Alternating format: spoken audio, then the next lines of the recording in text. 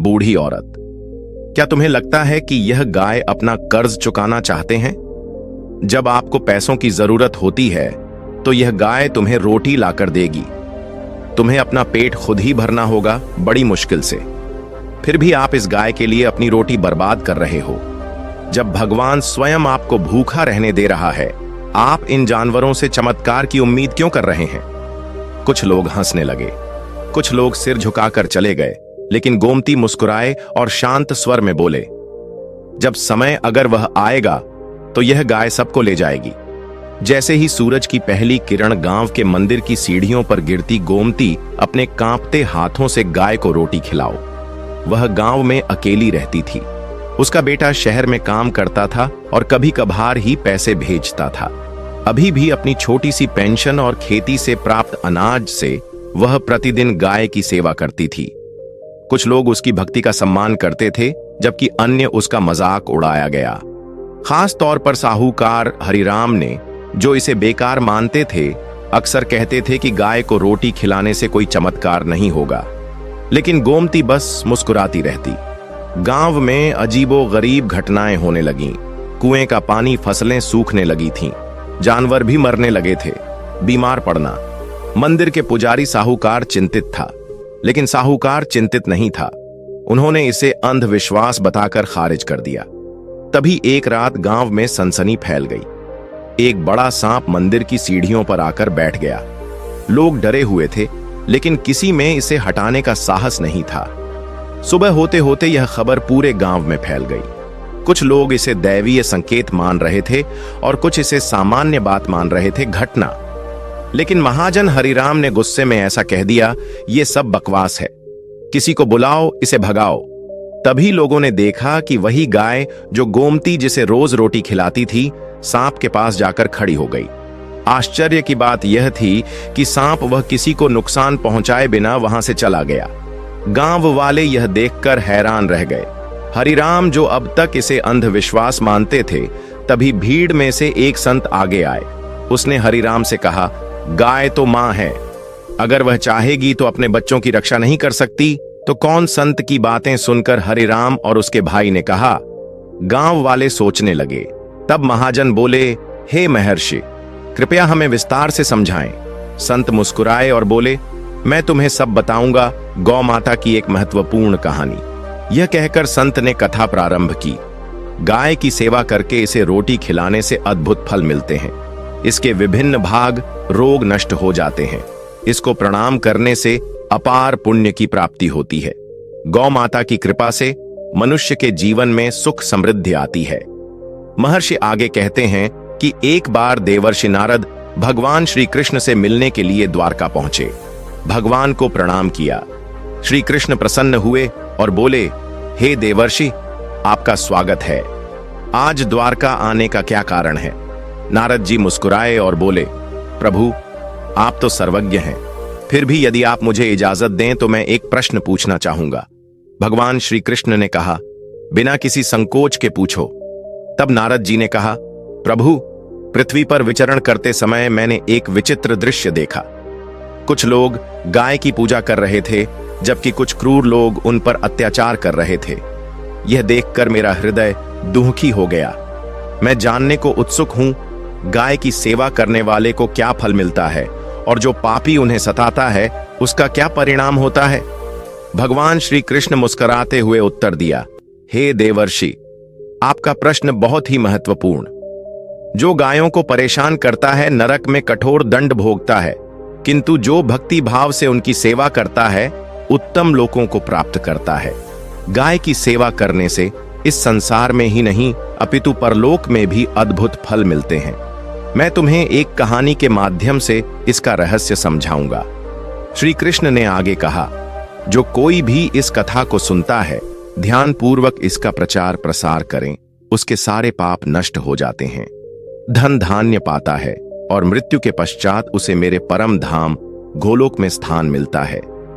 नारद जी प्रसन्न होकर बोले, हे प्रभु, यह मेरा सौभाग्य है कि मैं आपके मुख से इस पवित्र कथा को सुनने का अवसर प्राप्त हो रहा है। मैं इसे ध्यान से सुनूंगा और इसका प्रचार करो संसार में। भगवान श्री कृष्ण बोले, हे देवर्षि, प्राचीन समय की बात है। पृथ्वी पर वैवस्वत मनु के वंश में महाराज दिलीप एक प्रतापी राजा थे, धार्मिक, गुणी और बहुत बहादुर। उन्होंने न्याय के साथ शासन किया और हमेशा ऐसा ही किया, अपनी प्रजा के प्रति अच्छा व्यवहार रखने वाला व्यक्ति। उसकी पत्नी मगध देश की राजकुमारी सुद ने पूर्ण वीरता के साथ उसका पीछा किया, भक्ति और धर्म के मार्ग पर। लेकिन वर्षों बाद भी उन्होंने संतान सुख नहीं मिला। महाराज दिलीप हुए इस विचार से व्यथित हूं, मैंने हमेशा धर्म का पालन किया, किसी को नुकसान न पहुंचाएं, तो मैं बच्चों से वंचित क्यों हूं? यह सवाल शुरू हुआ, उसके दिमाग को परेशान कर रहा था। अंत में उसने एक की तलाश की समाधान। इसके लिए राजा दिलीप ने गुरु वशिष्ठ और रानी सुदाशिना की शरण लेने का निर्णय लिया। उस समय वशिष्ठ अपनी पत्नी अरुंधति के साथ विश्राम कर रहे थे, ध्यान और दैनिक काम खत्म करना। राजा गुरु वशिष्ठ ने नम्रता पूर्वक सिर झुकाया, उसे आशीर्वाद दिया और पूछा, हे राजन, क्या सब कुछ ठीक है? अच्छा, आप जैसे शक्तिशाली राजा के वन में आने का क्या कारण है? राजा दिलीप उत्तर दिया, गुरुदेव, मैं आपके चरणों में किसी भौतिक सुख के लिए नहीं आया हूं, बल्कि एक गंभीर समस्या के समाधान के लिए। हम कई सालों से बच्चा पैदा नहीं कर पाए हैं। कृपया अपनी दिव्य दृष्टि से मेरा दोष देखो और मुझे इसका उपाय बताओ, नहीं तो मेरा जीवन बर्बाद हो जाएगा। गुरु वशिष्ठ कुछ क्षण तक ध्यान में लीन रहे, अपनी दिव्य दृष्टि से अतीत को देखा और फिर गहरी सांस लेते हुए कहा, हे राजन, आपने एक गंभीर गलती की है, जिसका आपको सामना करना पड़ेगा, तुम्हें पता भी नहीं है। यही तुम्हारी संतानहीनता का कारण है। जब आप इंद्रलोक में देवराज से मिलकर लौट रहे थे, तुमने रास्ते में कल्प वृक्ष के नीचे खड़ी एक गाय और उसके बछड़े की उपेक्षा की। वह गाय और उसका बछड़ा बहुत भूख लगी है और दर्द हो रहा है। उस कामधेनु गाय को मत खिलाओ। न तो तुमने उसे ऐसा करने को कहा और न ही आप उसे नमस्कार करें। उस गाय ने भी आपकी मदद मांगी थी, पर तुम तो अपनी खुशी में खोए थे और तुमने उस गाय की आवाज भी नहीं सुनी। आपकी कृतज्ञता देखकर वह गाय बहुत दुखी हो गए और तुम्हें श्राप दे दिया। हे राजन, जो व्यक्ति ऐसा करता है, दर्द में पड़ी गाय की मदद नहीं करता और भूखी गाय को भोजन न देना महापाप है, और उस गाय के श्राप के कारण आप इस प्रकार महर्षि को कोई संतान नहीं हुई। वशिष्ठ ने महाराज दिलीप को उनका दोष बताया। यह सुनकर राजा बहुत क्रोधित हुआ, दुखी और पश्चाताप पूर्वक कहा, ओह, मैंने क्या किया? मुझे शर्म आनी चाहिए। मेरी मूर्खता के कारण एक गाय और उसके कोमल बछड़े को बहुत दर्द सहना पड़ा। अब मुझे राजा बने रहने का भी अधिकार नहीं है। राजा महर्षि वशिष्ठ से कहते हैं, हे गुरुदेव, मैं अपनी इस गलती को सुधारना चाहता हूं। कृपया मुझे कुछ बताओ, कोई ऐसा उपाय बताइए जिससे मैं इस घोर पाप से छुटकारा पा सकूं। मेरा अपराध क्षमा योग्य नहीं है, फिर भी मैं प्रायश्चित करना चाहता हूं। तब महर्षि वशिष्ठ कहने लगते हैं, हे राजन, इस दोष के कारण दुखी मत होइए। यह निश्चित रूप से मोक्ष पाने का एक तरीका है। आपको अवश्य करना चाहिए मेरे आश्रम की नंदिनी नामक गाय की सेवा करो। यह उसी कामधेनु गाय की बेटी है जिसे तुमने मदद नहीं। अपनी पत्नी के साथ आपको भी मदद करनी चाहिए। उस गाय की सेवा करो और उसकी पूजा करो, तुम्हें अवश्य ही एक पुत्र मिलेगा। नंदिनी गाय बाहर से आश्रम में प्रवेश करती है। उस गाय को आते देख मुखिया ने कहते हैं, हे राजा, देखो, यह नंदिनी गाय, जिसके स्मरण मात्र से कल्याण होता है, अपने पर आ गई है। आप भाग्यशाली हैं। यह गाय अवश्य ही आपके दुख दूर करेगी। इस नंदिनी गाय का पालन करें, जंगल में रहो और उसकी सेवा करो। जंगल में रहने वाले जंगली जानवरों से उसकी रक्षा करो और आश्रम लौटने पर रानी सुदिनाई की सेवा करें। इससे प्रसन्न होकर यह गाय अवश्य ही तुम्हें एक पुत्र दे। तब राजा दिलीप फिर अगले दिन उन्होंने भी ऐसा ही करने का वादा किया। रानी ने गाय की पूजा की और राजा ने उस गाय को चराने के लिए जंगल में ले गया। वह गाय चलने लगी। राजा उसके पीछे पीछे इधर उधर से हरी घास लेकर आया और उस गाय को खाना खिलाना शुरू किया। जब उस गाय राजा भी एक पेड़ के नीचे बैठ गया, उसके साथ बैठकर आराम करने लगा। राजा ने देखा उस गाय के शरीर से नृत्य और संगीत निकल रहा था। वह मच्छरों को दूर करके गाय की सेवा करता रहा और अपने हाथों से उसके सिर को सहला रहा था। इस प्रकार राजा गाय की सेवा करता रहा जब शाम हुई तो राजा गाय को लेकर आश्रम में वापस लौटे। आश्रम पहुंचकर गाय ने अपने खुरों से राजा पर धूल उड़ाई, जिसके कारण राजा का शरीर वह पवित्र हो गया और उसके सारे पाप नष्ट हो गए। रानी सुदक्षिणा आगे आईं और नंदिनी का स्वागत किया और विधिपूर्वक गाय की पूजा की और बार बार उसके चरणों पर अपना सिर झुकाती रही। तब वह गाय की प्रदक्षिणा करके हाथ जोड़कर गाय के सामने खड़ी हो गई। तब गाय ने रानी की पूजा स्वीकार कर ली और रानी पर दृष्टि डालते ही उसके सारे पाप नष्ट हो गए, नष्ट कर दिया गया। गाय की दृष्टि पड़ते ही रानी बहुत पवित्र हो गई। इस प्रकार 20 दिन बीत गए। महाराज दिलीप नंदिनी गाय की सेवा करते हुए। फिर 21वें दिन जब राजा गाय लेकर जंगल में गया तो गाय हिमालय तक चढ़ गई और राजा भी उसके पीछे चला गया। उस पर्वत पर खड़ा राजा हिमालय की सुंदरता की प्रशंसा करते हुए। इसी बीच एक शेर आया और उसने नंदिनी गाय को जबरदस्ती पकड़ लिया। शेर आ रहा है। पकड़ा गया उस शेर के पंजे में नंदिनी करुण स्वर में चिल्लाई, हे भगवान, महाराज मुझे बचाओ, महाराज मुझे बचाओ, आओ। ज्यों ही राजा ने कहा, गाय की चीख सुनी तो उसने देखा कि एक खूंखार शेर ने उस गाय को पकड़ लिया था और गाय की आंखों से आंसू बह रहे थे। यह देखकर राजा व्यथित हो गया और उसने तुरंत अपना तीर निकाला और इसे धनुष की डोरी पर रखा और उस शेर को मारने के लिए धनुष की डोरी खींची। उसी समय उस शेर ने राजा की ओर देखा। जैसे ही उसने शेर की निगाह पड़ी, राजा का शरीर सुन्न हो गया, उसकी सारी शक्ति नष्ट हो गई। अब उसने ऐसा किया, उस शेर में तीर छोड़ने की भी ताकत नहीं है। फिर उस शेर में उस राजा से कहने लगे, हे राजन, यह तो मुझ पर आक्रमण करना तुम्हारे बस में नहीं है, क्योंकि भगवान शिव मेरी पीठ पर पैर रखकर नंदी पर बैठते हैं। इसीलिए तुम्हें मुझे मारने की कोशिश नहीं करनी चाहिए और यहां से वापस चले जाओ। निर्माता ने आज इस गाय को मेरा शिकार नियुक्त किया, इसलिए आपको इसमें हस्तक्षेप नहीं करना चाहिए। मुझे पता है कि आप सूर्यवंश का हिस्सा हैं। आप राजा के रूप में पैदा हुए हैं दिलीप। इस हिमालय पर्वत पर भगवान शिव की महान माया फैली हुई है, इसीलिए आपको यह करना चाहिए, यहां से तुरंत चले जाओ।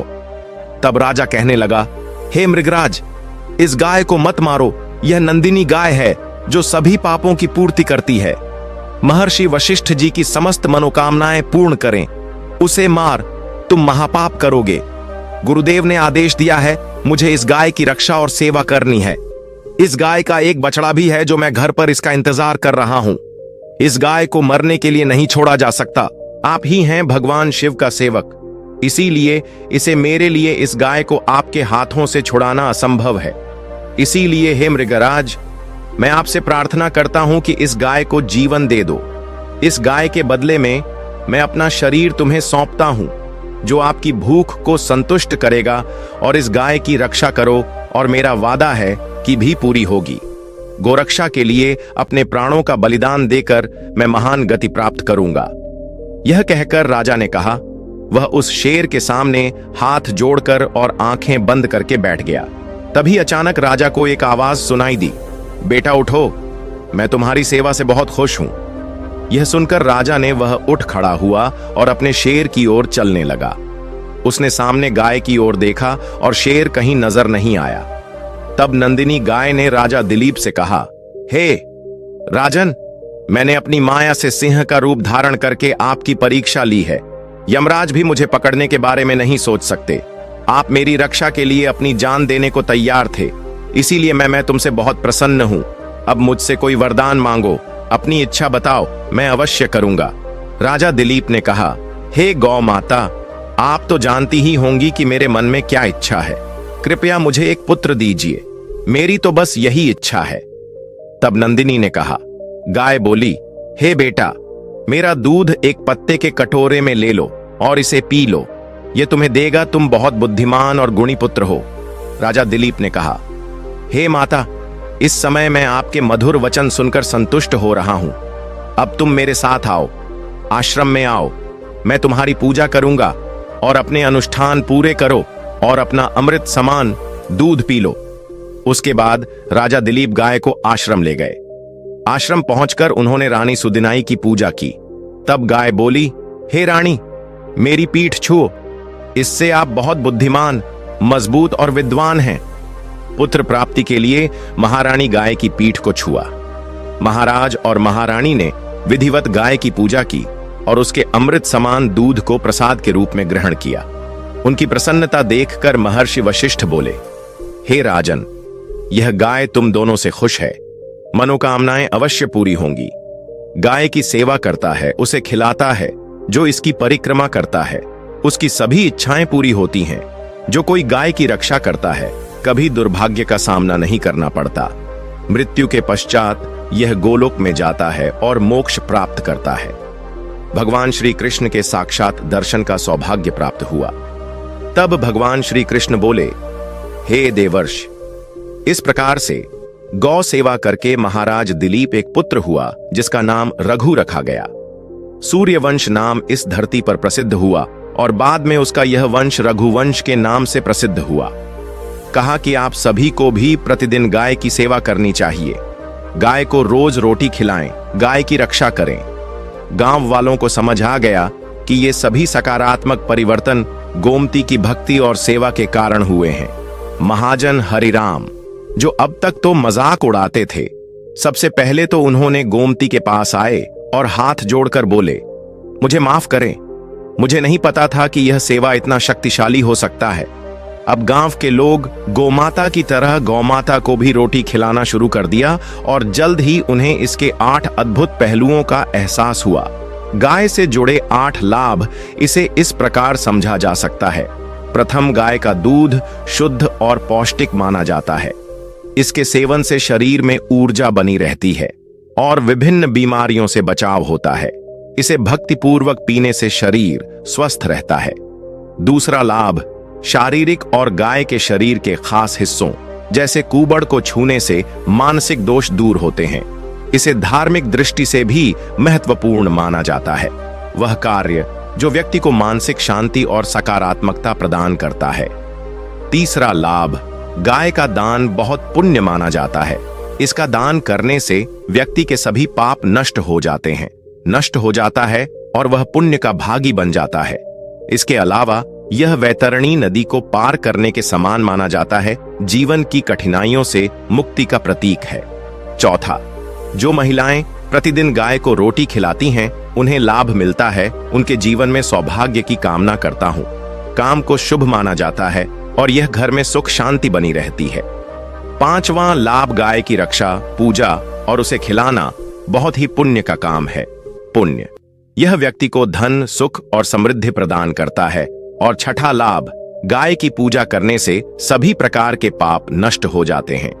यह एक धार्मिक मान्यता है कि गाय की पूजा करने से आत्मा शुद्ध होती है। और सातवां लाभ, गाय की पूजा करने से व्यक्ति की इच्छा शक्ति और गाय से होती है मनोकामनाएं पूर्ण शुभ और पुण्य के रूप में देखा जाता है, जिसके कारण यह सभी इच्छाओं को पूरा करने के लिए काम करता है। आठवां लाभ, गाय की सेवा करने से व्यक्ति की गरीबी दूर होती है।